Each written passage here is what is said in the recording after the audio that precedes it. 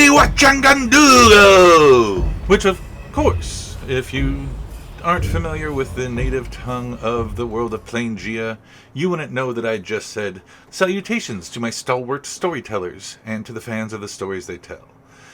This is Planegea, Epoch of the Eclipse, Song of Bear Clan, and my name is Erik Klein, and I am your Dino Master. And a fun fact about Planegea I'm going to mention, and we keep mentioning that the bear clan's always followed by bees. They're cultivating this honey. They have all these bees. There's a constant buzz around them. And then I remembered I took my kids to a natural history museum, and I saw a mock-up of what a prehistoric bee looks like. And it's like the size of a chihuahua or a small cat. So now I want you to picture all these characters followed around by bees this big, making honey, and the hives are huge. So that's just a fun fact that's from the real world that we're going to put into this game that I just want you all to think about whenever we talk about the bees and the Bear Clan. At this time, my stalwart storytellers would like to introduce themselves. Hannah, would you please start us off? Yep. My name is Hannah. I'm playing Ia. She is a level 5 Starling Warlock, a celestial subclass. And a fun fact about her, I'm going to bounce off of the honey. She is making mead. Like, she makes a bunch of mead, and that's her favorite alcoholic drink, and that's just her whole vibe. Nice. And then Goose. Talk to me, Goose. Hi, you can call me Goose. I will be playing Moist with a question mark, who is a level 5 Graviturgy wizard. My fun fact is going to be, I chose Graviturgy because Moist, you may have noticed by now, is a wet-themed wizard, and so their powers are themed off of the ocean and ocean's currents. And so when I'm using Graviturgy, I'm imagining it as ocean pressure, either crushing or uncrushing, let's just say, my targets. That's very moist of you to be thinking that way. Susan, would you please introduce yourself? This is Susan. I'm playing Gummas Jensen, a level 5 Godtouched Echo Knight. Fun fact about Gummas is he is one of the fastest sprinters in Bear Clan. A fact which has saved his ass many a night after discovering a new girlfriend was not quite as single as presented. He's good with the ladies, but then he has the trouble with the men, I guess. Or they get him. He's good with the ladies, but they get him into trouble. All right, and then Jack, please introduce yourself. I'm Jack. I'm playing Wood, level 5 Circle of the Land Druid, human. He, him, and he, him for both of us. His fun fact, he has a small little portable garden that he has because the Bear Clan does migrate. So he has a little plot that he gets dragged behind by. Basically, it looks like a nutria, which is like the ugliest species of beaver, but it's more like a rat.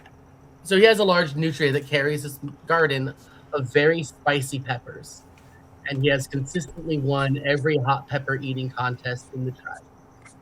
Wow, that's too spicy for the pepper. He is sheer endurance. He's a masochist. He is 20 con and will just unflinchingly eat every spicy thing that there is. And he dips it in honey, because he was dipping the garlic in the honey earlier. Not if it's a contest. If it's a contest, you go in hard and raw. Okay. When last we left off, our mighty Bear Clan warriors were assigned to babysit some children. Some bad things happened.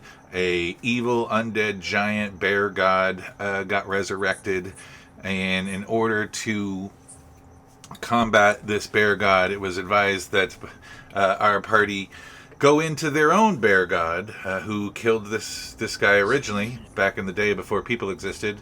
Urholsh, the Bear Clan's Unkillable Urholsh, is their god, who's hibernating. So they dared to go down the stairs of the terrifying ancient tree, and they had to get themselves over a lava river guarded by a couple of Spinosauruses, and then they quietly navigated a den of dire locust egg sacs and were pursued by a giant corpse worm.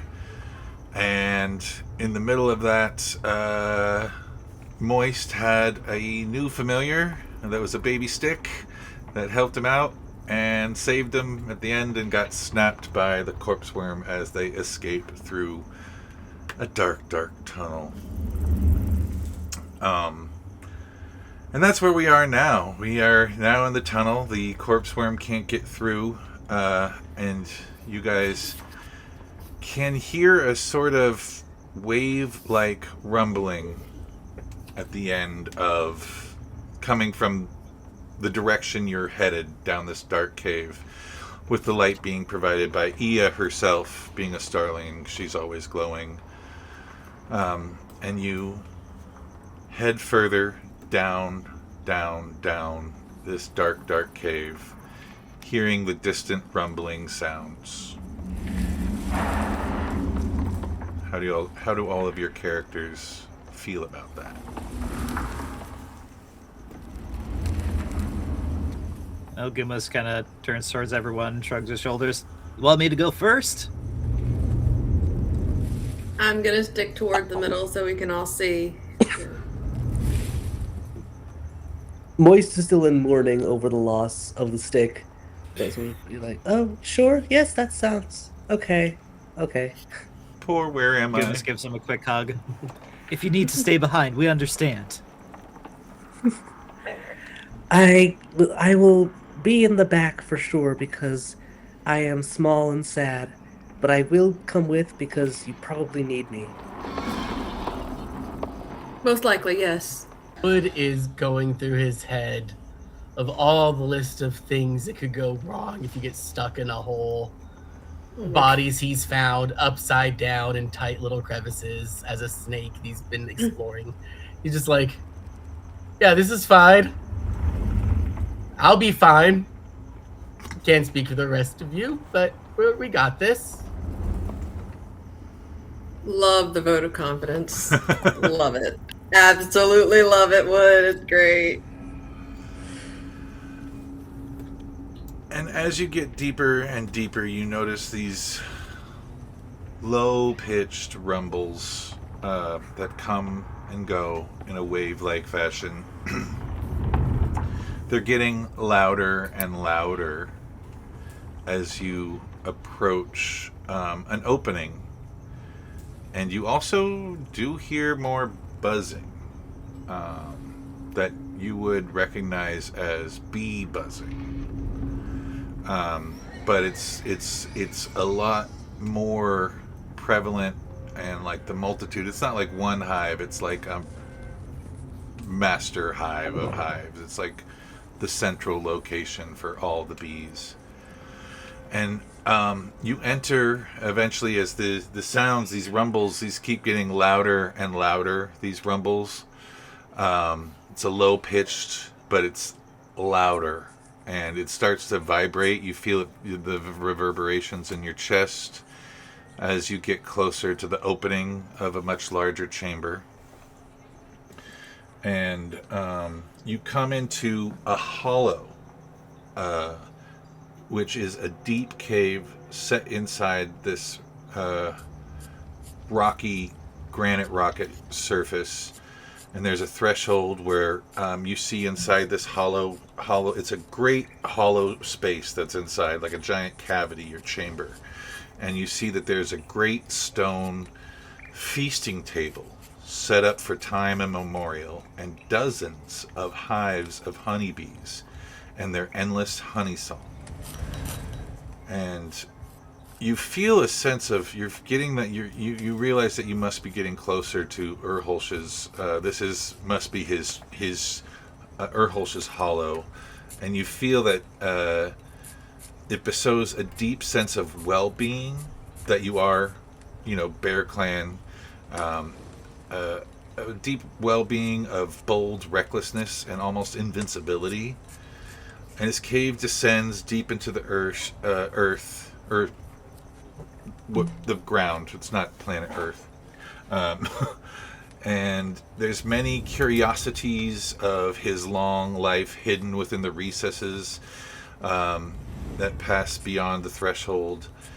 And you see that there have been other times when Bear Clan has been invited down here when Urholsh is not hibernating, and you've had great feasts here. You've heard the elders tell of stories of great feasts here that just go on and on and on. And you feel like a sense of home from this place. And the rumbling, you now realize, is coming from a chamber further off that is secluded. It's not this great feasting hall. It is the snoring of this great giant bear. And as you can see that there is another sort of threshold beyond where the snoring, like you literally can feel air rushing from your backs towards it, and then exhaling in a rumble towards you in wave-like patterns. Do you dare to go into this chamber? There's a witch with him, right? Ah, Who's supposed to be sitting near him? there is supposed to be a sleeping with him, hibernating with him. There is Hibernating too. there is a shaman, his high shaman, whose name is Lak Hael. You would have known that from, she's a well-known name amongst Bear Clan as the person who sleeps and hibernates alongside and guides Urholsh on his dream journeys as you do your winter walking, which is, the migration patterns that Bear Clans follow in the winters. So yes, you would imagine that if Urholsh is in this other chamber, that she must be there too. I have a question about this room. It sounded like you were talking about there being things in little pockets in the walls, like relics and that sort of a thing. Yes, sort of giant trophies. There's definitely trophies of things that he's, the skulls of animals that he's bested, like huge dinosaur skulls. There's also gifts, many gifts from different Bear Clan chiefs and shamans. Giant, like mammoth-size hides that have art decorated on them, like tapestries on the walls, things like that. Is there anything that looks like a magic weapon or armor? Like a staff or a cloak, something like that? That'd be fun. Roll. Do you want to look around for that? You want to roll a perception or investigation check for that? Because I'm a druid. This is not home for me. This is enemy territory to some degree. So he's like, might be able to get something on the way in or out. I'd like to give advantage on the roll by just moving a little closer. Just providing the light. Yeah. 18 on the first roll, 19 on the second roll, and I have a hefty bonus to perception. 27 total. Okay. Yeah, you definitely find some weathered staves. They're definitely like weathered staves. There is a cloak that looks like it's sort of an old, dusty, sort of shaggy bear cloak. There's some old staves. There's some weapons. They look more decoration. Like they're not like there's an old stone spear that hasn't been sharpened, so it's kind of, you could stick something with it, but it would need to be maintenanced. So it just looks like junk. I mean, there's a cloak that looks like it's got a place of honor that looks like it's, and you could investigate more or arcana checks or whatever if you want to find out what they do. All right. Well, I want to confirm that they're magic. What they do, I can do later. But Okay. I just want to confirm that it's magic and not a random thing. Okay. Yeah, cat? No, get the out of the way. I raise a slimy little hand. If you need to investigate something, I'm sure I can sniff it out. But I did want to ask, etiquette-wise, if we're asking someone for help, is it good or bad to rob them first? Bad. Well, with that clear, I'll just go ahead and investigate the loot. I just sort of nudge you over that, just nudge that direction. And I'll give you the If help you say action. sorry afterwards and mean it, it's usually fine. All right, do I have advantage from help action? Yes. Okay, fantastic. Not 20. Wasting it on thievery. So the cloak is definitely magical of some type. It's going to take some sitting with to figure out, and experimentation to figure out, but there's definitely it's radiating an aura of magicness. I'm licking it, just like, yep, definitely has that tang. There's a taste of dust as well. And the spear looks like it is also got not as much potency, but there is some lingering potency on the spear. After I give them both a thorough inspection with my tongue, I offer them both to Wood. You think that the cloak will help, because you did get a nat 20, let's bump up what you know. The cloak seems like it would help with stealthy stuff and agility stuff. Who needs help with that? It might still be Wood. We can investigate that more later. And I'm gonna just take them from him and just sort of take it from them and just put my hands on them, hold the spear, put the cloak on my shoulder, expend a first level spell slot to regain a use of wild shape, turn into a terror bird, and merge these new equipments into my new form. So they disappear into my body. I got the idea from you. So you've wild shaped into a terror bird, which is like a dangerous ostrich sort of creature. Basically looks like a chocobo, except I'm a very fat chocobo. Very Excellent. wiggly every time he moves. With a little bit shorter of a neck than they should have. No, exactly the long neck. It's all in the middle. And when you wild shape, you could incorporate items into your form. So I'm just gonna take those, absorb them into my body. I don't get their effects, but they do disappear. They'll never suspect a thing. Okay. I'm a bird. I'm a bird now. There's no way that can go bad. I just looked at him. I'm a bird now. Don't talk to me until we're gone. Well, it sounds like we're going into some kind of negotiation of some kind, right? Squawk. It's a spoken word. I look directly at Ia. It sounds like we're going into a negotiation of some kind, right? Yeah. Thank you. I think we should wake the shaman first, because she may be able to guide him out of his dream less startlingly than we will be able to. Yes. All right. Well, how do we wake somebody? I have a fish. I pull a fish out of my bag. Gosh, those are I helpful. kind of just brighten myself up a bit. I mean, like the sunrise kind of wakes people. Something. It might wake her. I have no idea. I do know that there's not really light here, so any light would probably be noticeable. And then I know for him, we have to use the jars that have more light than I can give to guide him out. Sounds like a plan to me. I'll go behind Ia like I'm her animal companion.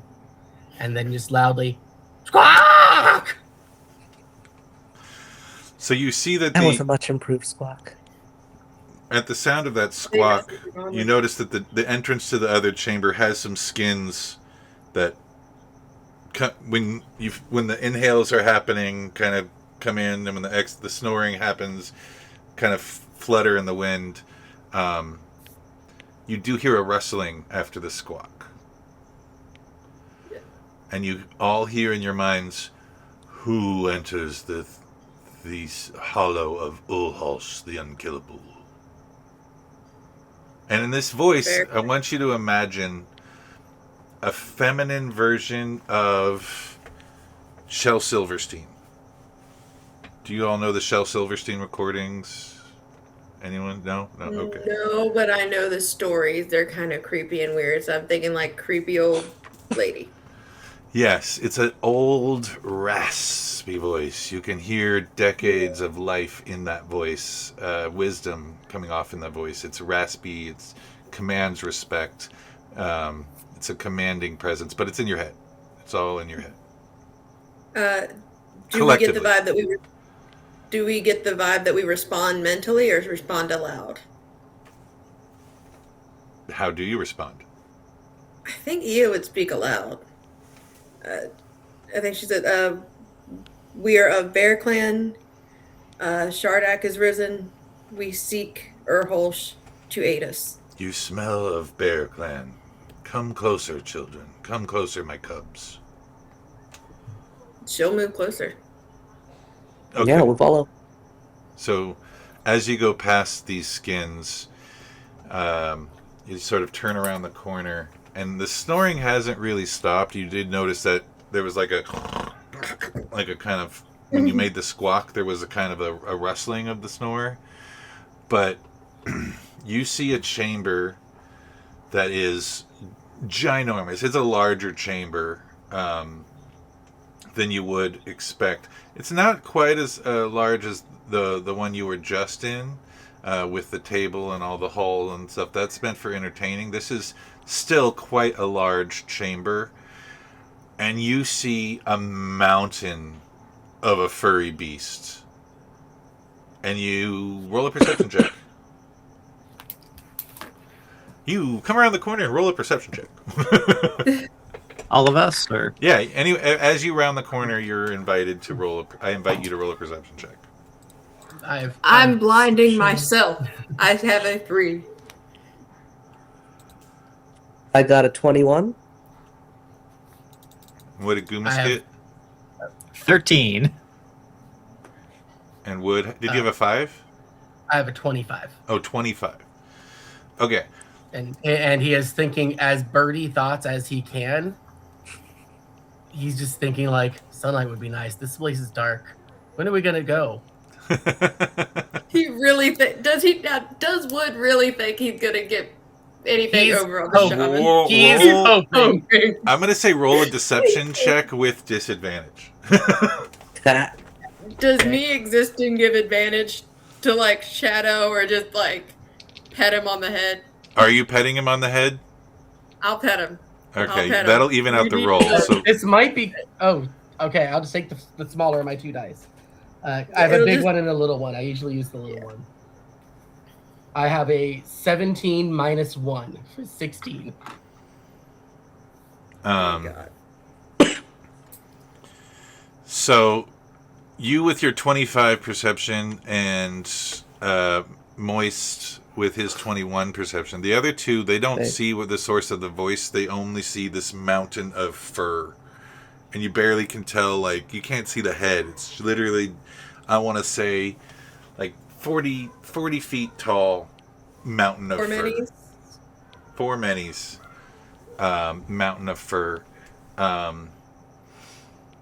And you're looking around for the voice of this little old lady, and the terror bird, who you've self-described as being plump on the bottom, like bottoms out heavy, and Moist, do look up, and sort of sitting in full lotus position, which hurts. If you've ever tried it, it hurts. is an old, blue-skinned, white-haired woman. She looks frail, but the voice is much in your head is much stronger. Did the four of you come into this chamber merely to take the trophies that have been offered to your bear god? And then come up with a story about Shardak? Ia steps fully to the side. And then you barely pat, like she still looks at you, looks at the bird with like a sort of side eye. That's what she's doing. She is stepping to the side for the bird to be visible. Why? Look, I said, do you think you're going to get one over?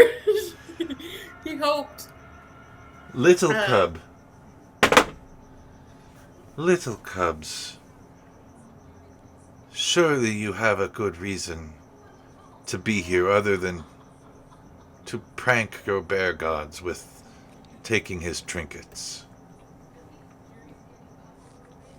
Do you think anyone would in their right mind cross the locust? There's a worm somewhere. What was it? Those lava monster things. To play a prank on a god. No, Shardak is risen. I wish I was joking. How? And all of this is in all of your heads. How? Because she's... If you want to roll an insight check as to why she's not speaking, you can do that. I'm my guess out of character, and I assume Ia's guess would be that because she is technically still guiding him in his dream. But let me see here. What insight? I have a +0. Haha, nat 1. She really doesn't want to talk to us. We are beneath her. And yeah, that's exactly. She's just mad. That's what Ia thinks. Yeah, Ia's just like, if she's mad, but I'm not lying. And I think Ia will add, you're able to speak in my mind. Can you seek it? Can you search through it? Her eyes open up and there's a glowing behind them. And she does sort of a eyes rolling back of her head.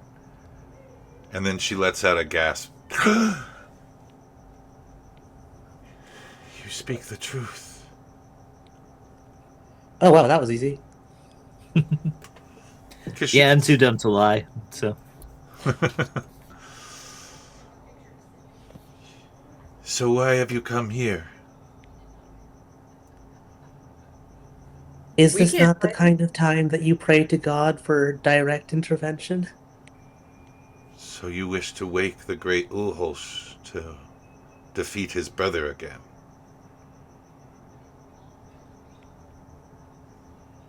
So the trinkets would do no good against a force like Shardak. But I can see why you think you would need them. Well, if you weren't going to be helpful, we'd have to help ourselves. So you can talk, little birdie. When I want to talk to somebody. This is a good trick. It might convince Shardak, but he'll still eat you. Well, you'll need to convince Urholsh to face this foe again. Did you bring... Surely you must have brought the dream basin. One of us has a bowl. That's not the jars, right? It's not the jar. Who had the bowl? You must have the rope, not the bowl. I couldn't carry it in spider form, so I gave it to Moist. Okay. Oh, okay. I don't see it in my inventory, but I believe you. I do remember What? him saying that he hands it off to you because he couldn't carry it. Okay, then I stick my hand into my chest and root around before pulling this bowl out. Okay. I will not imitate the noise it makes. Audience will just have to imagine it. Thank you. Just Wood is mad at that. He's mad at what? that we have to convince him that he sleeps and he feasts, but when his help is actually needed, we have to convince him to fix the problem that he should be fixing. What good is he if he can't do that? So that's going through his head, and definitely what she hears if she's reading minds. But out loud, he just goes, does he just do nothing? Or will he actually do something of consequence? Or is the only thing he is good for is not destroying us?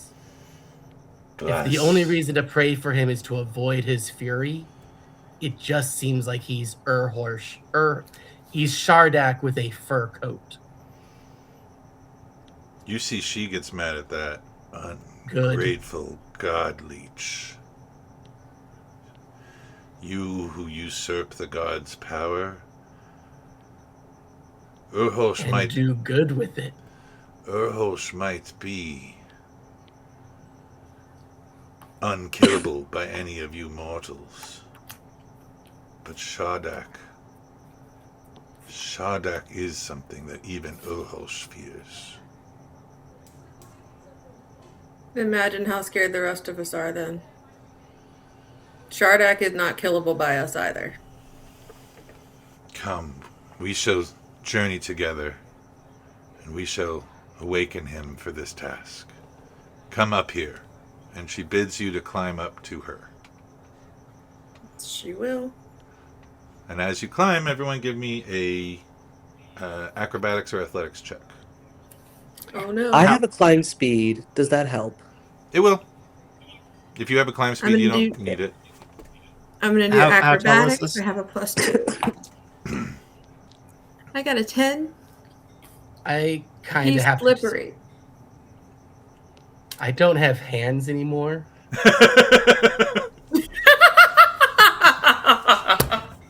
How tall Sorry, you is just- it that we're climbing up to? The section in with Four which minis. she sits, she sits closer to it's not at Urholsh's hips, which are the widest part, which would be the tallest part in this case. She's more towards his chest area, so it's about 2 to 3 minis, like 25, 30 feet up. Okay. I'll just blink up there with an echo. I figured you would. I just I kind do. of glob onto the side and inchworm my way up with my sticky membranes. He is trying, but is it shedding season because she's trying and she's slipping some and like accidentally grabbing fur and she's like, sorry, shoot, sorry, and climbing up. With a 10, you do make it. It is slow going. Roll a stealth check for me while you're doing that. Alright, my stealth is also a +2. 21 stealth. Okay, so you do not cause Urholsh to stir as you make this climb. How big is he? I'm like a net. I guess it's like if you go like this or something in your sleeve, like a feather. Yeah, exactly. And you're pulling Yeah, I on don't his, really want to get swatted by that. you're pulling his hair while you're climbing him. Yeah. I'm just kind of gonna stick myself onto Moist and just Oh no. push up against you. Help me. You're so fat, and I don't mean that as an insult, but I am so weak. I'm trying. I'm gonna dig my feet in and try and cling to you because I have little stubby bird arms. Just help. Okay, do I need to make athletics then? Because I have 8 strength. You're Gummas the will lie druid. down and hold a You should hand know down. they're And called wings. Well, you're out Actually, of... wait, yeah. Can I stretch out my arm 10 feet? Because that's one of the freaky things I can do. Grab onto Gummas and then just kind of winch my arm shorter and shorter until we can get up there. Yes. You're going to have to be holding on with your beak, I'm assuming? I'll be cold, and I'll use my dig claws into Urholsh for leverage. Okay. I'm gonna Just for actually leverage, no. huh? So fuck this. He's I'm gonna a adjust bear. density. He'll be fine. A regular bear would be fine. Moist is also gonna adjust Wood's density. You just feel yourself kind of become misshapen as I kind of elongate you and make you a little less heavy and more easily movable. Let me look at the actual. Yeah, I can. Weight of the creature is halved. Creature speed increases by 10. It can jump twice as far. Has disadvantage on strength checks. Whatever, that doesn't matter. Point is, you're less heavy. Yeah. Okay. With that help, you all gather. Urholsh has been put into a slumber deep in the land of Nod, and his body will not allow him to wake up. Convince earlier was probably not the best of words. He would definitely want to face this foe and stop it. However, he is so deep in his slumber and on his dream journey that you shall need to make him evident of the threat, which will be tricky to do since one so deep in their slumber does not wish to wake up. So imagine a snooze alarm. He's gonna want a snooze alarm, you guys. Ia will ask the shaman lady, can he? Are we going to Nod or? Yes. To wake him? Okay. When he's there, can he see into mine like you can? My sweet bear cub, he will not be seeing into your mind. You will be seeing into his. And she holds her hand out for the dream basin. Yeah, I'll slurp it on over to her.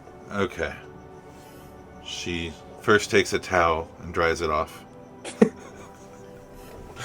This is... Just pull the towel yeah, up. she takes a skin version of it, like a fur version of a towel. She just dries it off. Just not terry cloth. Yeah. Yeah, this is some thread count here. She takes like an old hide out from one of her many pockets and sort of just dries it off, and then she uncorks sort of a gourd-like container, and you instantly smell what smells like the smile drink, just stronger. She says, and as she readdresses Ia, saying, "You are going to go on a dream journey to the land of Nod, and you will be inside the eyes of Urholsh, and he will be transfixed on his huntings." And she puts a hand on his fur and kind of rolls her eyes back. "He's currently in the river catching salmon. He loves to catch salmon. You will have to pull him away from this mission. He has long forgotten he is buried and sequestered the memories of his battle with Shardak deep in the kingdom of nightmares. And he will be reluctant to revisit that memory. You will have to take him to the kingdom of nightmares, which you should not do half-hearted. Your safety should be regarded, for the entrance is be guarded." And she passes around this drink that she mixes with fermented honey. And you each, and she takes a sip of it, and then passes the dream basin to Ia. She drinks and passes it to. Well, Wood is still a bird, so she just like holds it to Wood. He's still a bird. He's not gonna hold it himself. Yep. Just dipping bird. Mm-hmm. And then passes it to Moist. At last, a substance I have not yet tried. I remember at the last second to leave some for Gummas. Everyone roll a Constitution save. Oh, yeah. And Gummas, it's passed to you. Yep, Gummas will just, chug chug pass. So takes a big ol' swig. You only needed a mouthful. It was tasty. I don't know what to tell you. Regarding taste, everyone roll a Constitution saving throw. I did. That one. What did you get? I got an 8. Nice. It's not a nat 1, but it's an 8. What did Wood get? 24. I'm getting there. I got a 14 on the die. 19 total. 19 total. So, you, Ia and Moist feel... I mean, Moist is almost... you can see it, because Moist is sort of gloopy. You can see it sort of like... You can see it permeate through his... its body. And he's just almost instantly passed out. And Lakael says, quickly, before he's gone, grab his hands. And she invites you all to join hands in a circle with her. I will take you into Urholsh's mind for his dreams. You will have to guide him to the Kingdom of Nightmares. See him unlock this memory of Shardak. And then we will wake him once he is in fully raged. Now when he wakes up, in order to wake him up, at that point, we will need to... She searches her mind again. Good. You did bring a bright star. We will need to use your bright star to wake him up, and he will wake up enraged if you are successful. We have 2 of them, right? You have 2. Okay. So we should use one in the dream and then one once he's awake, right? No, my cub. You will use one once you have guided him to his memory to defeat Shardak in his dreams. Then you must wake up, and we will wake him up physically with the bright star. Okay. And then your second one, he will want to kill whoever is in front of him. So you will have to go up that ladder. And she indicates a ladder to the side, which is sort of like, you didn't see it until now. It's sort of like carved into the rock, these like handholds. She's like witch's stairs. Yeah. She's like, you will have to go up that ladder, and then there will be a slide. Urholsh will be hot on your heels. When you get to Shardak, shatter the other Shar on Shardak. And he will focus on Shardak. Okay, thank you. Your light, my child, my dear bear cub, will be what he focuses on until you get to Shardak. Okay. So you're going to essentially kite him. You're going to wake him up at the jar, and then your light's going to kite him until you can break the other jar. I'm bait. I'm bait. Yes, she's saying you're bait. Yeah, that's fine. And Moist is passed out. Oh yeah. Moist is gone. He is Did sweat. you- He is So sit down. She's swaying enough that she sits down. She's like, this is much stronger than this smile drink. I had that earlier today, and she just like sinks down. She's like, man, you soft. Gummas will flop Moist over his shoulder. It's okay, buddy. No shame in being a lightweight. I have a question for the DM. Yeah. When they say Urholsh will follow her light, do they mean her as a starling or her as a glowy thing that they have to open? As the star, like once, both, kind of both. Like they'll use the jar to wake him up, and that'll wake him up. He'll be mad, and then he'll focus on a light and chase that light. Does that make sense? And she is the light. She's the source of light that he'll focus on until you can shatter the next bright star jar on, and he'll target that. Okay. Okay. So, as you all sort of drift off, and when Moist slumps over your shoulder, it's again, it doesn't take a, sorry, I'm working on it. It doesn't take a rigid form like a normal body. It just slumps over you like a goop. But passes out, and one hand is held by Ia, the other hand you hold, and Wood is holding one of your hands, and some of you you're all making a circle while holding beaks and wings and whatever you're holding to form a circle, holding hands with Lakael, and she starts to sing, and the singing is melodic and matches the bees singing. It matches the song that the bees are do.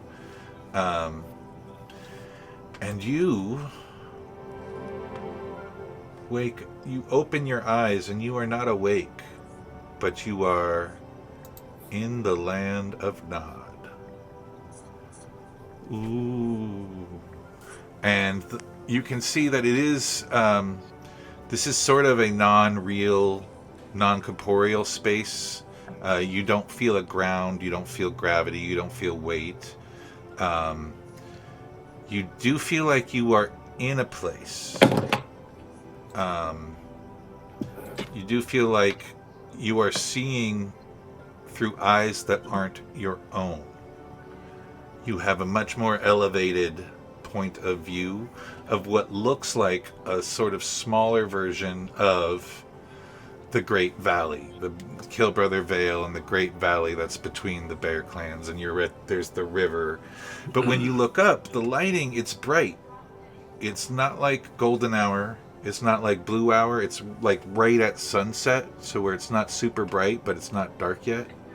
But the sky are stars. So many stars that are moving faster than they should normally move. They're moving across the sky. All together. It's not like different stars are moving around. It's just they're all rotating sort of faster than a one night they would move. In the dance, they're moving in the dance pattern, but it's sped up. Sort of, yes, exactly. You would be familiar with this dance, but it's much faster than you would be familiar with. As you look to the right and the left, to the sides of you, each of you who wake up in the land of Nod, as you wake up, you see the dream versions of yourselves. You're seeing, as you look to the sides, you see through your own eyes. And when you look out in front of you, you see from this taller perspective. Have any of you read Dark Tower? Or seen Being John Malkovich? Nope. Okay. Both examples I know the premise now. both examples of being inside another person's mind and consciousness and seeing out of another person's eyes while retaining your own consciousness. I was hoping I could have an easy reference.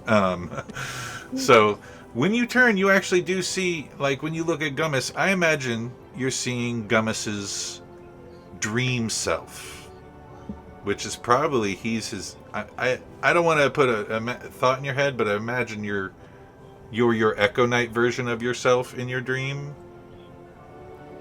Yeah, I am a kind of full bear version, but like an oddly sexy bear, a bear with abs.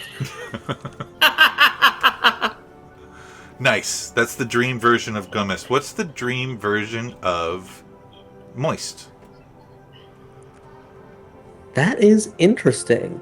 I think that they've fully abandoned the humanoid form that they're sort of puppeteering in real life, and I'm a full cephalopod-shaped goop.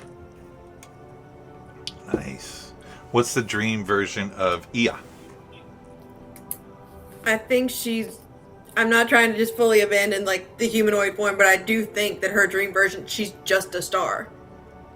Like that's all there is. It's just like the colors that you see that make up her are all like amorphous and pulsating, and they move in the as she looks up at the sky, she sinks herself sinks with the stars that move above. So she's not moving in the normal pattern that she does, but she's pulsing quicker because of the stars above moving quicker. But it's just like this, not biblically accurate angel, but it's like a weird sphere that's like blinding almost, but not painful at least. Nice. And when the others turn to the sides and see Wood, what does Wood look like in dream form? I've been pondering that since you said we were going to a dream place. I was like, I know I'm gonna have to answer this question. And I've been thinking a lot. Wood knows who he is, and he's comfortable with himself, and he likes himself, even if the Bear Clan makes fun of him for being sticky, and he's always been like on the outside as a druid. He's still very much likes who he is, and he likes the people around him. So I think his dream self is just himself. It's just him, completely naked, just as he is. But he's not focused on himself because of the three people he sees here. I think Ia is the one that has his attention in that moment, and he's just staring at this beautiful star. That is beautiful and inspirational. That's inspirational. I aspire to be like Wood. Honestly, yeah, same. Imagine liking yourself. I can't do it. I can't. So I It's do a little brain breaking. I do have a minute and 8 second long little poem that will kind of set the mood and the tone of what the dream world of Nod feels like. It also works for the Feywild. It is a Shel Silverstein, so it'll also give you an idea of what the voice of Lakhael sounds like, just feminine. For our audience at home, I don't know if we're going to get the rights to play this. So for about a minute and 8 seconds, you might hear something completely different. But you can enjoy our reactions to this lovely poem. So this is what it feels like entering the world of Nod. Hey guys, we did not get the rights to the amazing recording of Shel Silverstein reading his poem, Enter This Deserted House. I did try to steal from Shel. I'm sorry. You also noticed my DM style. I steal a lot, and I just want to say thank you to Brenley Mulligan. Thank you to Guy Sklanders of Great GM. Thank you to the McElroy brothers of the Adventure Zone. Thank you to Abria Eingar. Thank you to Murph and NADPOD and on D20. I mean, the list goes on. I've not just stood on the shoulders of giants, I've stolen from them, and I hope you all enjoy it. If I may be so bold, I try to be humble, but the one piece of advice I would give to newer DMs trying to help their players visualize and really immerse your players into what a place feels like and sounds like and looks like. Not on a show like this, of course, but at home or on a virtual game, bust out your phone and just play them the clip. In this case, I played whenever it's a Feywild or Dream World, Enter This Deserted House is puts just mwah. But you know, if you want to describe an awesome battle scene or horrible destruction, find a clip, send it to your players, play it at your table. It takes a minute and your players are there. And you know, if a picture's worth 1,000 words, how many words do you save yourself by showing them a minute-long clip? Right now, we're going to jump right back into Planegea. My players are waiting. You're waiting. You don't have to wait any longer. Enjoy Planegea, Land of Nod. They're in a bear. They're inside a bear's dreams, a bear god's dreams. It's pretty exciting. Go ahead and check it out. Okay. We're back. If you could hear that, great. If not, that's sort of the mood. It's kind of spooky, but also ethereal and good, especially in the world of dreams. And as you look forward now, you realize that you are seeing out of Urholsh's eyes. You see the snout, long snout in front of you. And you see he's splashing around in the river. And you can each... he's hunting salmon that are the size of orcas. And you see he's taking one out and splashing and swinging it around.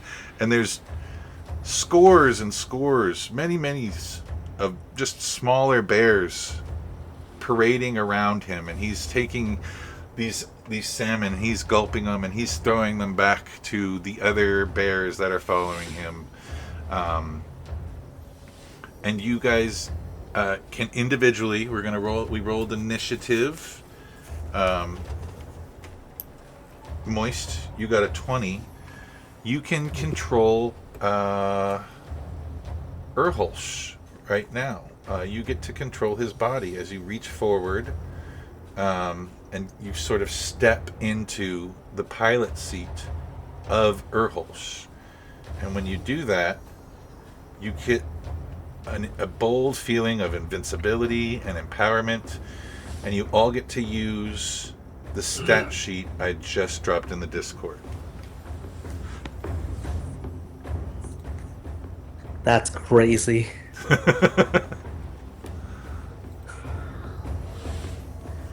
So, the spiritual form of Urholsh has a strength of 27, a dex of 12, a con of 30, an intelligence of 17, a wisdom of 22, and a charisma of 22. You are not in his lair, so you can avoid lair actions. I think I didn't even put them on here. But you do get to hunt. You see that you get the feeling when you look at the salmon, these giant salmon splashing around in this river, that those look tasty. You see running around mammoths and brontosauruses that also look tasty, and you feel hungry and like the desire. You each feel the desire to chase. Wait, so are you saying that for the moment, Gummas has an intelligence of 17? Yes, I'm saying that when you step into this bear, you get, like, when you're in the pilot seat, and I believe for your initiative, you rolled a 12. So when you step into the pilot seat, you get command of all of Urholsh's faculties. You also, there's the constant bees, but these bees seem bigger. So these bees seem huge. What normal bees be the size of chihuahuas and cats, these bees seem to be the size of horses. And they are following, but they seem to be following from a source, which is a giant hive. That whenever you turn, like when Urholsh turns his face, the bees don't move. The hive doesn't move. It stays kind of like a squiggly in your eye. It stays in position as you turn your heads. Does that make sense? Okay, so Moist, what does Moist do in the pilot seat of the spiritual form of Urholsh? First of all, taking a second to just adjust to everything that is happening. Very weird to be in a body that is so powerfully corporeal. And it would be great to just play in the stream and eat fish, but we gotta get this guy to the land of nightmares, right? You do. Do I have any idea where that is?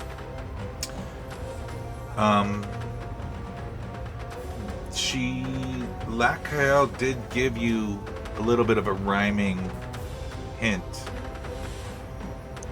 She said, do not enter the kingdom of nightmares half-hearted, for your safety should be high regarded, for the entrance to the land of nightmares is be guarded. Be guarded. Now, I don't know if this is just me being stupid, but I'm hearing that and I'm thinking, oh, guarded by bees.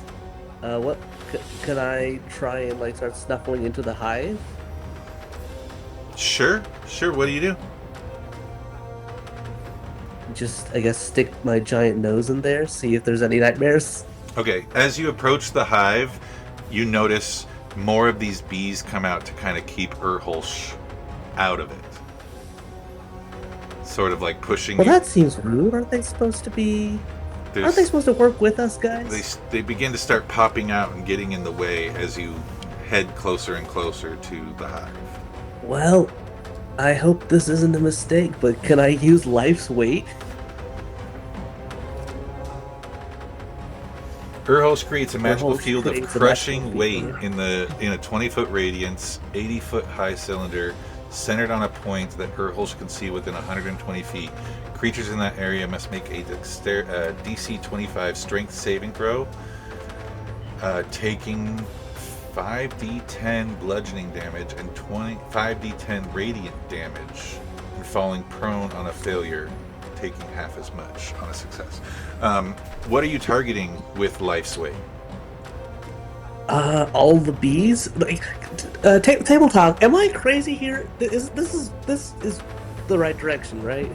No, my thought out of character was to see if there was something we could use to smoke the bees, like the bee smoker. I was wondering to see if there was something like that, but that will get rid of the bees. I don't know if that means that things from this nightmare realm will start coming out, but it sounds like they're keeping us out instead of keeping other things in. Yeah, and I'm hoping that if they're ethereal bees, they won't die for good, and they'll like fall prone, and hopefully give us time to kind of make our way in there. Yeah, like they'll desummon and they can just like be resummoned or something. So you're That's the hope. You're targeting the bees as they're coming out. Yeah, I'm like ambling towards the hive, and if they're getting in the way, I'm gonna try and use this to knock as many of them prone and out of the way as possible. Okay, so you're targeting the creatures. Okay. Yeah. Let me roll a dex. It's dex, right? It's dex, right? It's dex. Yeah. Wait, no, strength. Strength. 25 strength saving throw. Strength saving throw. Oh, bees are not very strong. They are mighty dexterous, but they have a strength of 10, so they get a +0 to this 25 roll. Cool. They need a nat 20. Holy crap! You got a nat Did they 20. actually? I got a nat 20. Oh god. I don't know if chat can see this, but my hands are on my hips. Just approvingly. I want to be able to show this to you. Can I show it? Yeah, I'm sure. I'll take a. I don't know how to do this. Here, You I'm can do a little bit of vertigo. We'll be fine. You can just show us the 20. Yeah, tell you what. Just pick up the die. You see me? I'm taking a picture. I'm not touching the die. I'm gonna put that in the Discord. But yeah, it's funny that you said we need a nat 20 and they got a nat 20. Yeah, I evidently have like, what is it called, like barb's tongue or something in real life. So free barbs.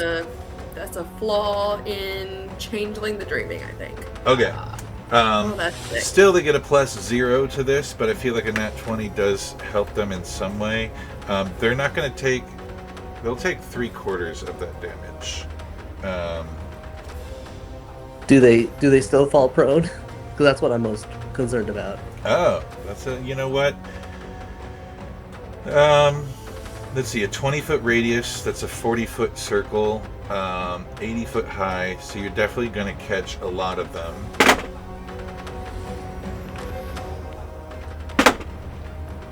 Okay, that's a lot of them. You catch about 33 of them.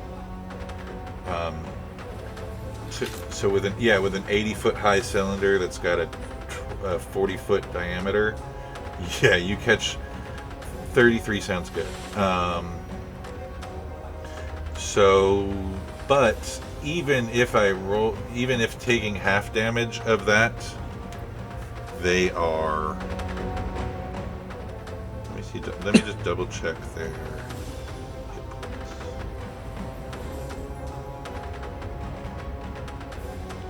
Oh yeah, you annihilate all of the bees in that cylinder.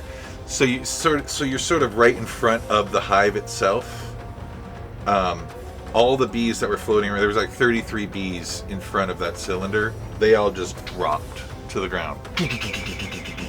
And when they drop, they poof. They disappear. Okay, yeah. There There are some fringe bees still floating, but this has stirred up the hive, and you can see that like instantly a bee head pops out, and you get the sense that like one bee head pops out of the hive, then another, and it's sort of a cascading effect. So the beehive is now alerted. Those were just the bees flying around the hive. The interior of this hive, which is bigger than the 80-foot cylinder, is now awakened. Wood steps forward into the pilot seat of Urholsh, the Unkillable. Oh, and roll a d6 for me. Who? Which one of us? Moist, roll a d6. Do I That's want a high or 3. low? Oh, boy. You want a 5 or a 6 to recharge life's weight. I got a 3. Okay, so life's weight is not recharged. Moist definitely was not expecting that. Not used to the amount of strength of this thing. Was like trying to like blast these bees back. They all drop dead. They go, First thing we do with God power is kill a bunch of things. Noted. My mistake. Would help, please. Kind of at that moment in why am I blanking on the name of this movie? I love this movie. With all the emotions in the head of the hockey girl. Inside Out. Oh, Inside Out. Inside Out 2, when they hit puberty and you touch the board and it's like, I didn't mean to do all that. But yeah, that's your turn. Wood, you step forward into the pilot seats and you control Urholsh now. He has an ability called Awakened Hive that he's swarmed by spirits take the form of buzzing bees. I'm theorizing that if this is his dream, those might be his bees. Could he turn that off? Urholsh is surrounded by a swarm of spirits that take the form of bees. The hive extends 15 feet from Urholsh in every direction, and when the creature starts their turn within the hive's area, or enters for the first time, they take damage. Yeah. Oh, so it's kind of like a area of effect around him that does damage. I will say that you can't necessarily turn that off, but you get the sense that that's not activated. So in that case, taking the direct route. Something about bee guards. Charge straight on in that direction. Leap to the nearest beehive. Dead on through the front door. If that ability can turn off other bees, great. Okay. You see the hive. It's a gigantic, it's a mountain-sized hive. And this is Urholsh, so he's fine with that. Yes. When you get to the hive, there is sort of horse-sized holes in it for the bees to get in and out. But it's a beehive, so how do you deal with the hole that's smaller than you to get in? Well, he's a bear, so the same way bears always get into beehives, which is by smashing through them. Like I said, I didn't say run and get up close to it gently. Straight on. Okay. Head down, body forward. Not stopping. If he gets hurt, great.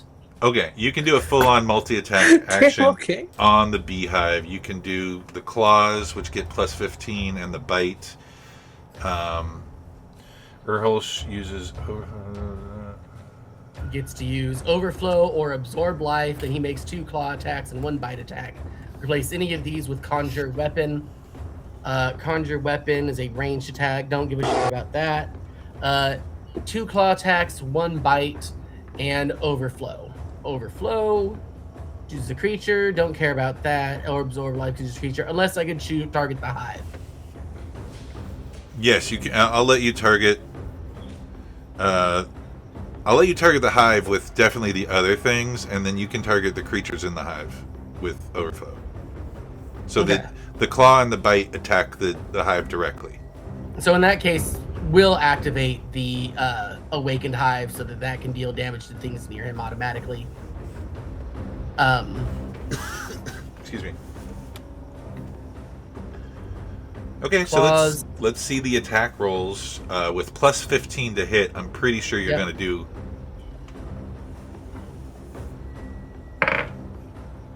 That's 15 plus 11, 36, 26, 19. So that's claw, 26, 19. And that's with the plus 15? Yeah. Okay. And bite, 30. 30. 26, 19, 30. So you do, if we take the average damage on that, you're more than welcome to roll both the slashing damage from both Well, claws. Does the building count as prone? Because that matters for claw. Does it count? How does it? Do I have to make the building make a strength saving? Oh throw? yes, you can definitely, yes, it's not moving, it's on the ground. So yes, you can totally target the building. You rip a good quarter Yeah. of the way into this thing. Yeah. You So that's 34 damage from bite. 29, 29, 60, 94, 92 damage from claw bite. So yes, you definitely do take out a S-ton of the. You take out a big chunk of this hive, and you see multiple holes and multiple bees now attacking. And you've activated Awaken Hive.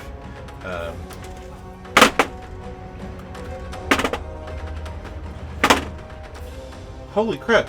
Okay, so a third of them succeed. So you do have some bees that make the Constitution saving throw for Awaken Hive. That's 18 on a 18 if they fail, 9 on a success. So 9 damage does not beat their threshold. So yeah, the ones that so a third of them. Let's go with you have approximately 30 bees that are still alive, and they begin swarming and coming at you. That have the rest. You've killed a bunch in the chunks of hive you've just dismantled, and what was deeper in is flying at you, and some of them are just dropping like flies from the awakened hive. That's bee on bee action. Are they dropping like horseflies? Yes. But there are still some coming at you with a 3 on their initiative. They're not going to get to you yet, but there's some bees still coming at Urholsh as he's tearing away. And now it is Ia's. Hold up. The overflow or absorb life that normally targets only one creature. How are we handling the bee groups? Okay. So yeah, you're treating. There's like 3 bee groups. 2 of them died. There's 1 more coming at them. Target that one with absorb life. Okay. Oh wait, no. Yeah, absorb life deals more damage. Jesus. 44 on a. Yeah, you success. take them all out. The rest of the bees' lives they're flying at you. They dodge the spiritual bees. The rest of the bees are still there. You still have a hunk of hive to get through, but all the bees coming out of this hive have died while trying to attack you. Yeah, I think after all that, Wood just cringes to himself. This better be worth doing, and then steps back for somebody else to take control. And Ia, you now have control of Urholsh the Unkillable. Alright. Okay, Ia, you take the reins and step forward, and you feel yourself empowered by Urholsh, the unkillable bear god Gundam. Now, does this feel anything like my non-body, like being a star? Does it feel anything like that kind of power? I would Just say bigger. it feels bigger. It feels like how you're a star controlling a humanoid form. It feels akin to that. Okay. But with much more capability than you've ever Yeah. held. Because I mean, to be fair, as a star, I was not fighting anything. So in this, we need like one more hit on the hive. Yes. You've done about 25% to 50% damage to the hive itself. Okay. Then I'll attack it again. Okay. And I do want to make sure that the Awakened Hive is on. Awakened Hive is on, and all the bees that come out to swarm, they're getting picked off left and right. By the spiritual bees. By the spiritual bees. There's bee on bee battles happening. You're be battled by bees. Okay. So it's kind of like dogfights of bees happening all around this. Should be really cool to animate. Hey, someone do it. Yeah. Look, Hey. if two bees fight, they both die. Yeah, they both die, Depending but on how they fight. And isn't that the tragedy of war? it's a metaphor, guys. It's like war games. It's like you just keep playing tic-tac-toe until you realize nobody wins. So That, or you fight like or you fight like those bees that overheat the Japanese death hornets. they just hold in the vibration. Yeah, Those are because they survive just yeah. a slightly higher temperature, so we'll swarm the bee and generate heat to kill the hornet. Yep. So the thing is still on the ground. Yeah. It's like a mountain. It's like a mountain, which is the hive, and it's But still it's prone, functionally. it's prone. functionally prone. Okay. And So I things, get advantage on attacks. yeah, and bees are coming out at it, out of it, and they're being met by the bees that are in the awakened hive, and absorb life or whatever you choose to run with it. Okay. I'm gonna do 2 claw attacks. This is the first one. 16 plus 15 is 31. Second claw attack. 18 plus 15 is 33. Yeah. And then this is the bite attack. 18 is the highest on the bite attack. So it's not a nat one, but does 18 still hit? 18 definitely still hits. So Okay. if you wanted to, you could physically roll 9d6, adding plus 16, and I then don't mind. 4d12. I kind of want to. I don't know if that'll give me better or not. Yeah, I you do can- have the. I'm sorry, you got two attacks. Oh wait, it's slashing. Yeah. Oh, I'm sorry. You roll 66 plus 8 I have twice, two. so that's 12d6 plus 8. Yep. And then you can roll. 12d6 plus 16. I'm sorry, you're right. 12d6 plus 16. And then you can roll 4d12 plus 8.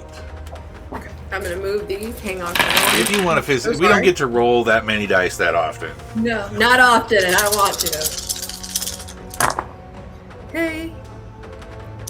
11, 17. And I should have offered that to you, Wood. I'm sorry. I would not have wanted it. Okay. You're like, I'm also a DM. I get to roll dice quite a bit. So 41 for that for the two claw attacks. 41 for the bite 12d6 plus 16. Yeah. Yes. 'Cause I got 2 2s, a 4, 2 6s, and a 5, something like that. And the bite attack is 4d12. So I have 2, 3, 4d12. Whoop, that one went. And it went on to carpet and was crooked. Alright, so that's 10. Honor the cup. I did. Always. 10, 19, 22 plus 8 is 30, 41, 71. 30, 71. 71 Not damage. bad. And are you using overflow or absorb life? 71 damage on the hive. You take out another huge chunk of the hive. It's more than half. It's like 2/3 ripped apart. You're sort of making a cave through the hive. Was that 17 just your roll? Or did you add the modifier? I did. I added the modifiers with stuff. Okay. I'm gonna use. Well, overflow does radiant damage. Ia would do radiant damage, so radiant damage on that. Oh, and that's a saving throw. DC 25 con save. Okay, these are on the bees that are swarming out of this layer of the hive. At you. Okay, 1. Oh! These are supposed to be the fairest dice in the world. I bought these Kickstarter fairest dice in the world. I got 2 2s and a 20, and that 20. So again, a third of them make that check, but half. If you want, you can roll the 60-10 radiant damage. Yep.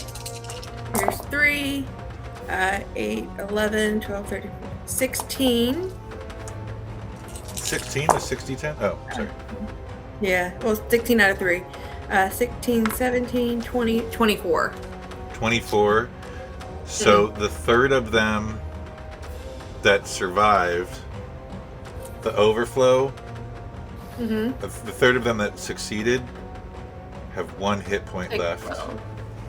And then they got to take on the hive. They lose.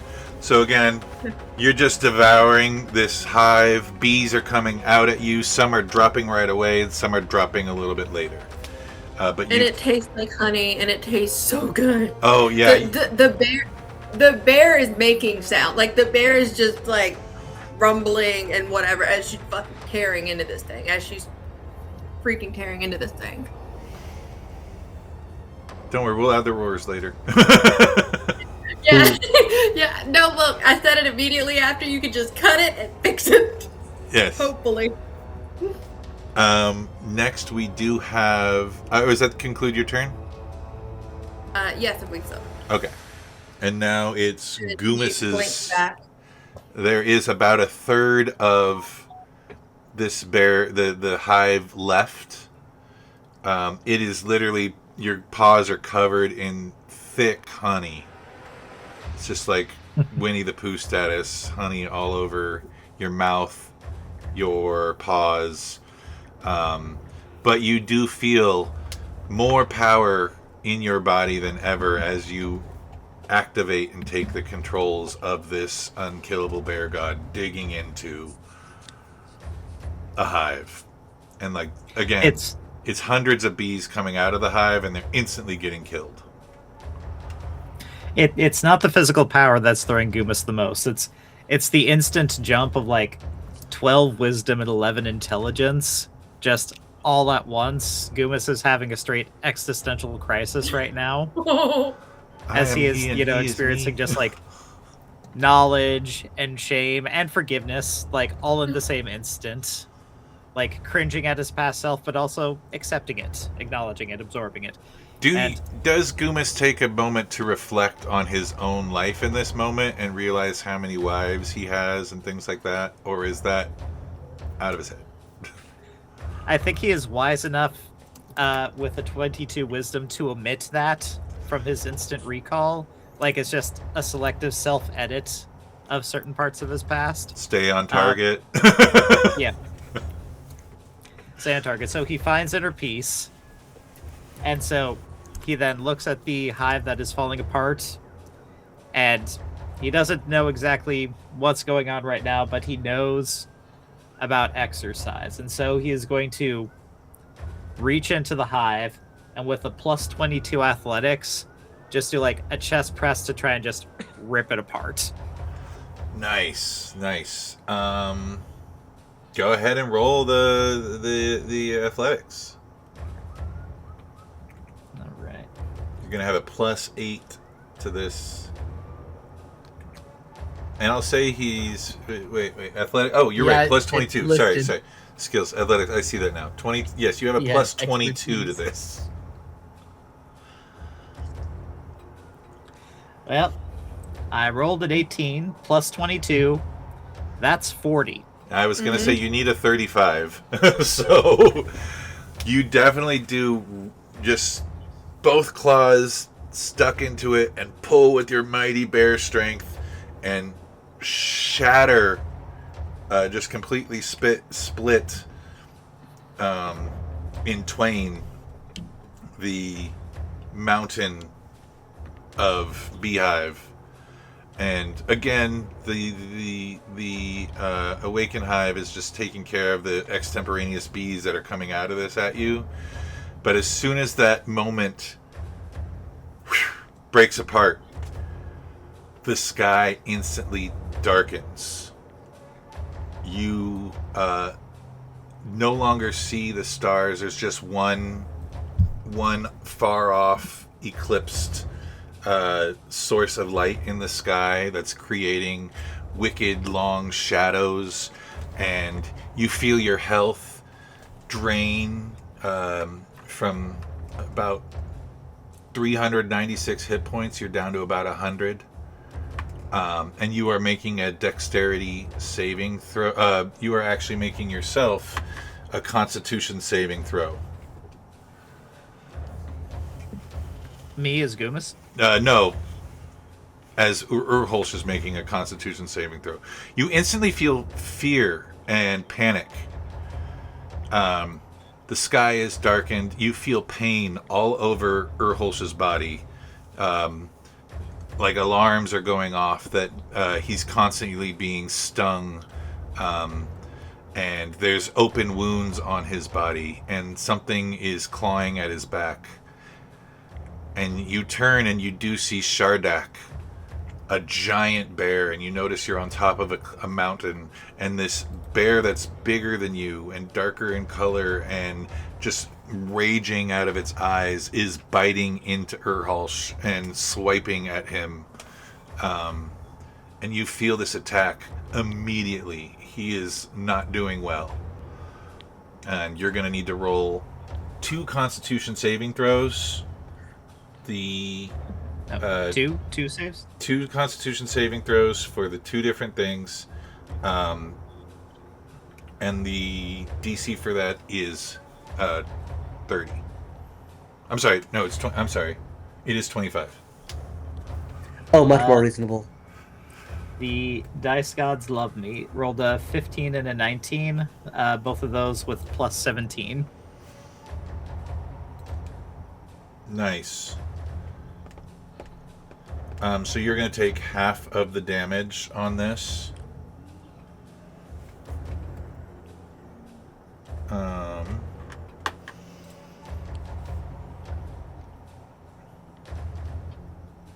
You're also going to take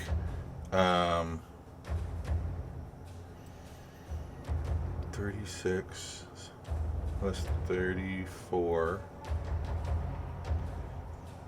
Oh, and do one DC 25 strength saving throw, please. 60, 70. Yeah. Rolled another 15. Google Roller loves me. Knock on wood. Okay, so you do not fall prone. But you have taken an absorbent amount of damage. You've taken 67 points of slashing. Is this one slashing? The bite doesn't say, but I'm imagining it's piercing damage. But you don't fall prone. So you've taken... Oh, I didn't add the +8s. So you get... so 67 plus 16 is going to be 83 points of damage. Is this magical? Yes. Okay. It is. It's Shardak directly attacking you. Right. Was that Shardak's turn? That was yes. You entered the Kingdom of Nightmares, and as Shardak was attacking Urholsh, this is Urholsh's nightmare. So, out of 100, and it was actually his turn next, as he rolled a 3 for his initiative. So that happened kind of like magically, is that you guys broke through to the nightmare world, and it was his turn in the initiative. So that's kind of crazy. Well, do we all want to do a legendary action after he attacks us? Yeah, let's fuck this guy up. I mean, Let's mess him frick. Let's mess him up. We're trying, okay? We're trying. Okay, so you guys have a legendary action. You can. Urholsh can take 3 we never rolled for life weight, so we could all pool our resources with the power of friendship and use life's weight on whatever that is. Yes, if you wanted to roll a d6, you could see if it. You have actually, Ia and Wood can roll a d6, and Gummas can roll a d6 to see if it recharges. So Wood went before I did, so Wood can roll first. 5. Okay, Yep, so that's it recharged. you do have recharge on life's weight. Can you do life's weight as a? Yes, you can. If you use all 3 legendary actions, you can. I think I we like do that. it. Okay. Who wants to roll it? It's a saving throw. It's a saving throw, and then it's 5d10 bludgeoning and 5d10 radiant. I'd like to roll the radiant. Okay. Shardak is going to roll this. It is a DC 25 strength saving throw. Mm-hmm.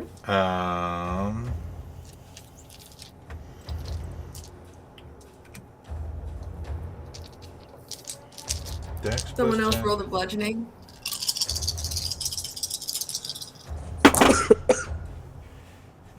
Honoring the cock.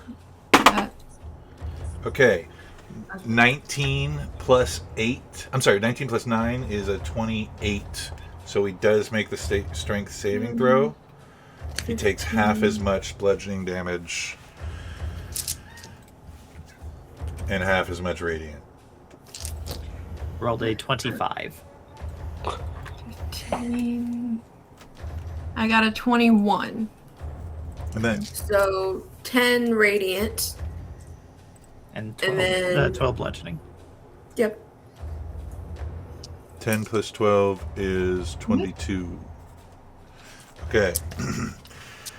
He takes that, and it's fine with him. He's fine.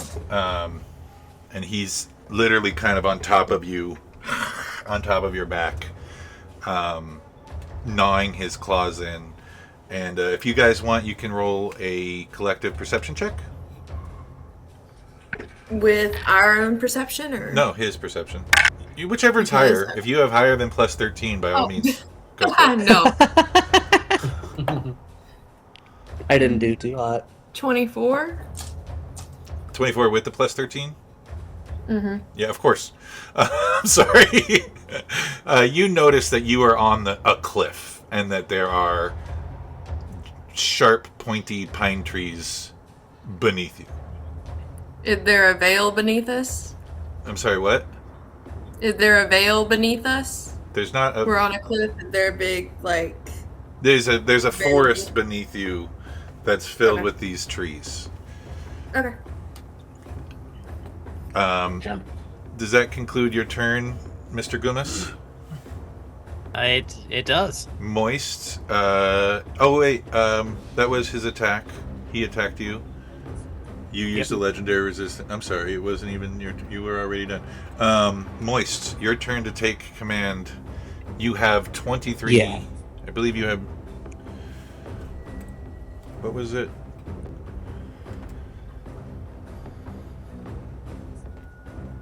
Hit points wise? Yeah. Not a lot. Yeah, I think it was 20. It was 83 minus 100. So you have 17 hit points left. You feel yourself, Urholsh, very close to losing this fight. Mm-hmm. To understand what's happening, though, we just needed to. I thought we needed to get him here so that he sees the issue.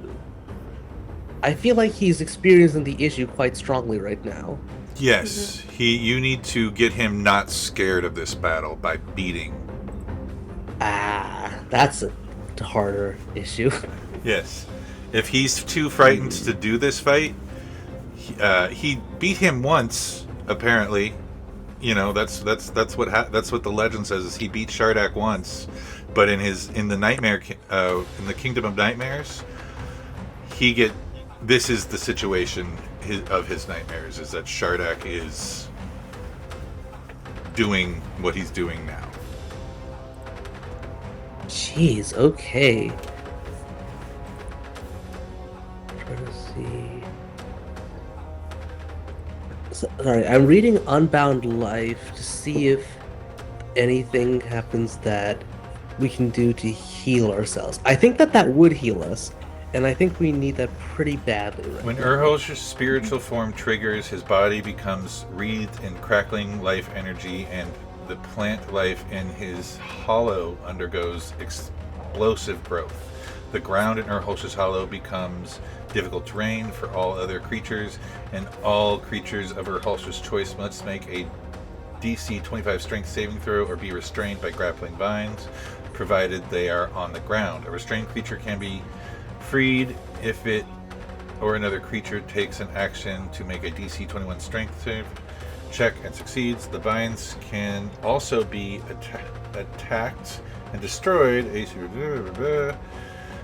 So what that basically is, the thing about that spiritual form, when you fight gods in Planegea, I also GM Planegea. When you fight gods in Planegea, when you kill their physical body, they get pulled in. All their summons, all their magics get pulled inward to themselves, the defense mechanism, and you awaken their true spiritual form, the thing that is their true godly essence. So when the body is reduced to 0, then this spiritual form triggers like a phase 2 boss fight. Okay, because what I was looking at there was specifically it looks like he has temporary hit points in that form, but that's not something that we can activate on our own. Urholsh can maintain this form for 1 minute, after which he returns to his physical form, loses his temporary hit. Oh, you know what? Yeah, exactly what I should have explained. Yes, you are currently in his spiritual form, but you're not returning to his body. This is the form he has during his dream. Okay, then we're in a little bit. Except he's able to take trouble layer action. here. Or no, he can't take layer action. That's legendary that we've been doing. Yeah, you can't take layer actions. we're not He's in not this in layer. his layer. In that case, I think that why don't we try for Overflow? Urholsh chooses a creature within 60 feet, attempts to oversaturate with life energy. The creature must make a DC 25 con save, taking 6d10 radiant damage on a fail, half on success.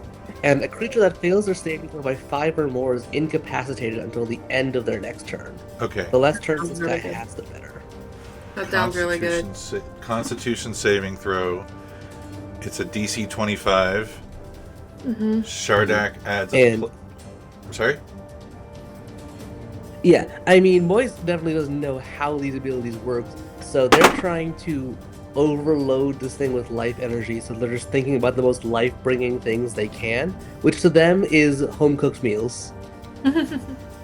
Nice.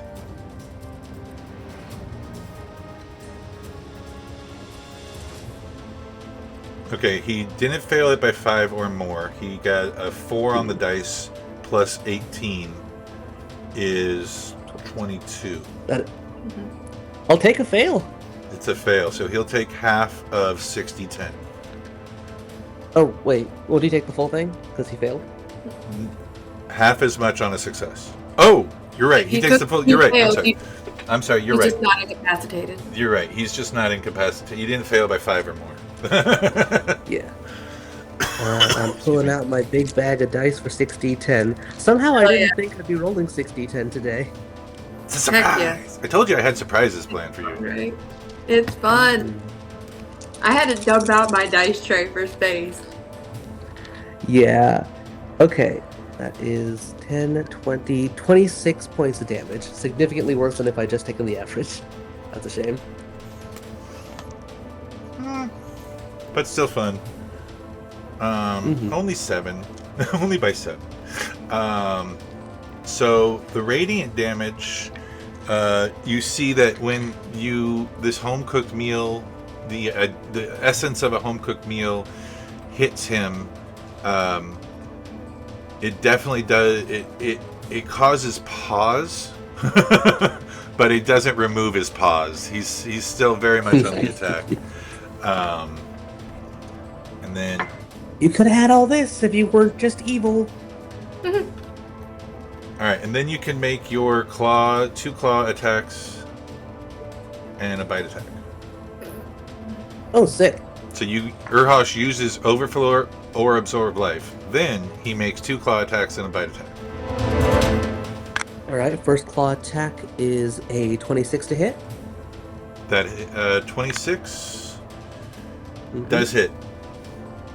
Awesome. Second one's a 32. Hits. And bite is up. Dropped out of the dice board. Worse. That's a nat 1. That 1 plus 15 does not hit. But we'll So take you 2 can claws. Yeah, 2 claws, which is going to be 3d6 plus 8. So a total of 6d6 plus 16. Yes. For the sake of time, I will take the average on that. So that'll be 36 slashing damage total. 36. So we are down to... And I think the bite attack totally misses because I'm still salivating at the thought of all those meals. Although he's like behind you and on top of you, so he's not. You can't really. Mm-hmm. When he's not dexterous at all. He has a +1 dex. Oh yeah. He struggles. Yeah. Okay. So yeah, you definitely do hit him. He feels that, and he takes that damage, but it does not give him pause. Next in the order, we do have Wood. I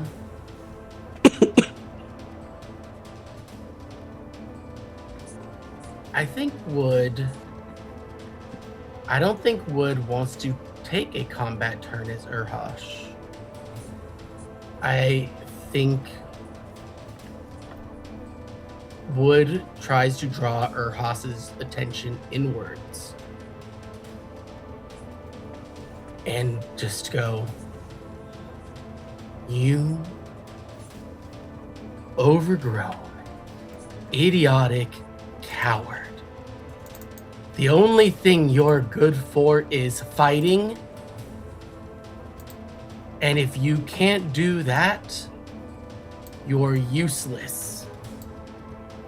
Get up and do the one thing anybody possibly needs you for."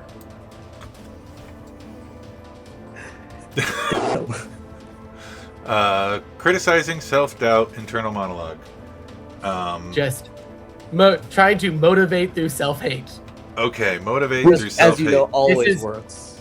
Look, sometimes, yeah. It does work sometimes. It When does you work. need to get something done, you gotta be like, get this done. Would you say that you're trying to intimidate or persuade?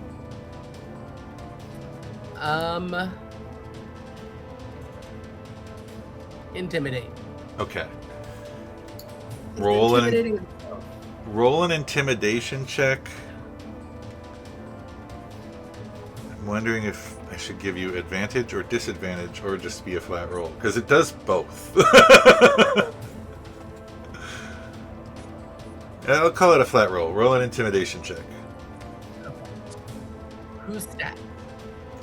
This is definitely Wood's voice. Would you say that? Definitely think so. Okay. So I have the musician feat. Could I use that heroic inspiration from the rest that we got? Describe what that does again. The musician feat, when you take a long rest, you give heroic inspiration to you and all your friends. We had a long rest earlier at the encampment where we sort of got a bunch of stuff back. You had a short rest there, but you haven't used this speak this ability yet in this campaign, so it's still the same day. I'll say you haven't. You have it on deck, but you didn't get a long rest. You have the musician feat? Yeah, I have tough and musician. He just doesn't like drums. Is all. No, Jack doesn't like drums. He doesn't like this specific drum. So Wood hates them. So I'll roll first, and then if I need to use heroic inspiration, I can. And it's on a short or long rest. Okay. You and all your friends get heroic inspiration. The musician feat rules. Jesus, the first die rolls a 19. The second die roll.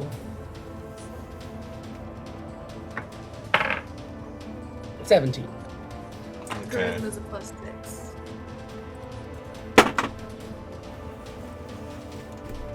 +6. My charisma is 8, unless I could use performance and set this to somebody playing music. I'm gonna say no. So that's an 18 then. An 8.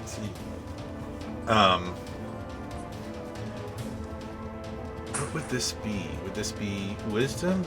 You're trying to intimidate him into what is the end goal? What are you trying to get him to do? Prove me wrong. Okay. He definitely does get a little bit of gumption. He gets himself motivated to do something because he doesn't want to be a fuck up. A mess A up. mess up. Glad it's not just us. Yeah, he does want to not disappoint. He does feel like his whole thing is abundance and providing for the Bear Clan. When he is awake, he hunts and brings food in and protects when he can't protect. And if he can't do this now... So yeah, what you do is you gives Urholsh advantage on his next attack against this guy. Alright. I'll check to see if that other ability recharges. 4? No. Nope. Okay. And I'm done. Okay. Ia, you have advantage thanks to that pep talk. Can I, now the cliff is below us, can I try and flip him over? You can. Excuse me. Maybe With that advantage, maybe? You can, however, after that move, Shardak is going to take a legendary action and is going to do a claw attack. How injured does Shardak seem to be? Plus 15 is... Oh, this is after Wood's turn before mine. Okay. Yes, yeah. It's after Wood's turn before yours. But we have our legendaries back, don't we? Yes, you have legendary actions too. So he's going to... He hits with the claw attack. So 3d6 is what he needs to roll. Can we use move to try and get out of the way of the attack? Well, I mean, it's an attack, so he swings his claws at you.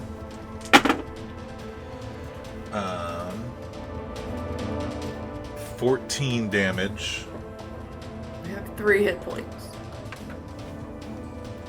Now it's your turn, Ia. To try and flip him over the over that cliff. Okay. Sounds like 22 it's athletics 22 athletics. with advantage. I want to use these 2 dice.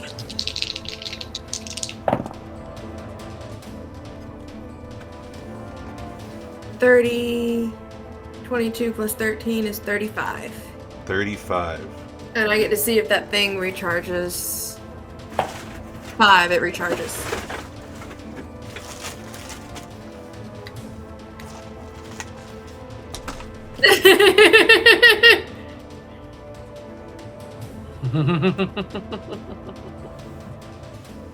It's time.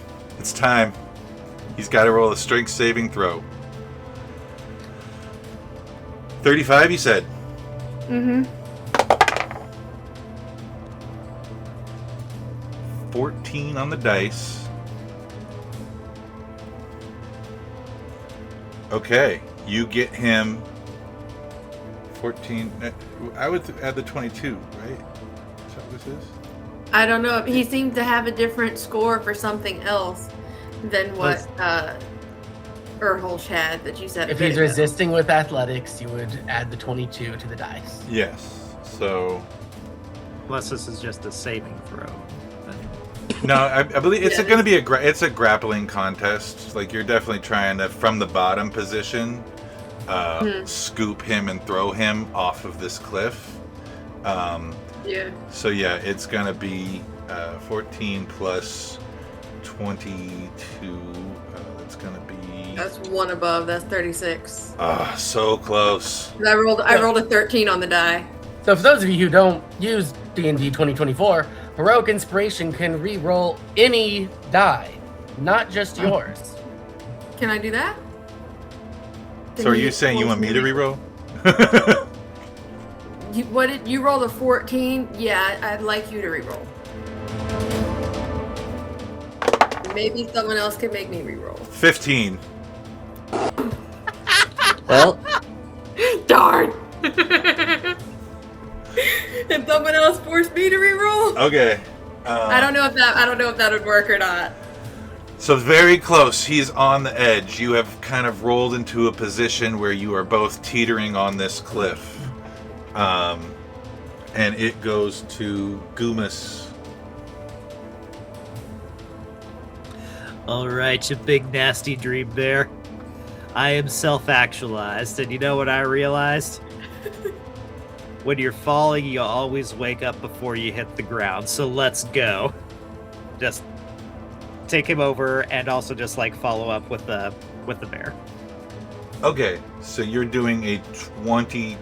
You're gonna do another grapple check and try to throw him off. Not necessarily. Like we're grappled, right? Yeah. Well, you're not. You guys are in close combat. He had his paws on you, was biting on you. She just tried to throw him. It did not succeed. Can I? I'm trying to throw him off, but also just like bull rush and go off ourselves. Okay. So would that get like It would advantage? break him up, probably. I would give you advantage on that Yeah. because of the pep talk that Wood gave him. The pep talk. Wild. Well. Advantage wasn't that great. 12 on the dice, so that's a 34. 34. Okay, I'm gonna do another BOD roll. Thank you, Brandon Lee Mulligan. Oh, gosh damn it, it's cocked. It was cocked on a 17. So you said he got a 34? Yes. Okay, so he needed, with a plus 22, he needed a 12 or better, right? To meet, yeah. To me. It is he might need to beat. What? What? I'm not sure. He might need to beat a post grapple, but Meets it, beats it, I think. Well, no, either way, he rolled a 13. damn. So you guys are teetering on the ledge. You guys are so close. You guys are both dancing on the ledge. And it is now Shardak's turn. We still have our legendaries, right? You still have a legendary, yes. Okay. I think we should try and use it. I don't know if there's any way we can try and use, have him move his speed and use that to force another, just try and claw off of the cliff. With him attached we to would us. we would need to wait for him to take his turn anyway, right? Because we can use them. Oh, I have no It's idea. after. Yeah. Oh, okay. So technically, he can have a legendary action, but it is his turn right now. Mm-hmm. And he likes this strength contest idea. So he is going to throw you guys off the cliff. So you guys need to roll a strength saving throw. You get a plus 22. Someone else should roll. I'll roll it. You said saving throw? Yes. Or no, 22. 36. 36. I have a 15 on the dice. That is plus 22. That's 27. 37. 37. I'm sorry. 37. This is so close. Can we, It's ridiculous. Can we use one of our legendary resistances to succeed that saving throw? Do you? It's not a Can you saving fail throw. a It's saving Yeah, it's not a Well, saving that's throw. why that's why I checked if it was a saving throw. Yeah. No, it's a contested grapple. You do have that the die though. You can make someone roll something else, or you can re-roll. You have yours. I've used mine. So he barrels into Shardak barrels into Urholsh. He does a bite. He does the claws dig in, bites. He thrusts you over the cliff, goes over with you. You guys both tumble down the hill, crash in a giant heap, and there are trees riddled through Urholsh's body as he lays there on the ground. Shardak throws his head back and roars, and then you collectively go silent, and then you wake up again as Urholsh squaring off against Shardak again. And this time you have full health, and you're beginning the battle from the beginning, and we will take that battle next. Same bear time, same bear channel, next time we meet. Thank you very much, everybody. Hi. Hey. Bye. You guys look so defeated. No, look, I was figuring it was. I'm happy with this. I was. I was figuring it was either they die and we wake up angry, or like Urholsh wakes up angry, or Urholsh dies and wakes up angry. The third option is, yeah, he dies and then it starts again. Because what else is a nightmare but something terrible happening over and over and over again?